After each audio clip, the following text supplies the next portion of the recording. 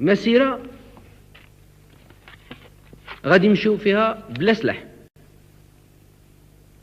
خصنا نتفقوا على هذه، حنا ما تنحاربوش وما يمكنناش نحاربوا اسبانيا، لانه الان اسبانيا ما بقى لها باب الدخول، ما تنحاربوش اسبانيا. وتنطلبوا من اسبانيا من الان تسجل علينا على اننا ما غادي نحاربوش اسبانيا، وما شاهرين هادشي عليها الحرب، وانه فيما اذا ماتت روح مغربيه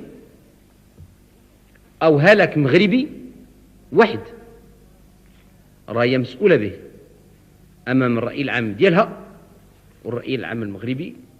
والراي العام العالمي، بحيث تنقول اسبانيا 350 ألف مغربي ومغربية غادي يمشيو يدخلوا للصحراء، ما بينا وبينك حتى حرب،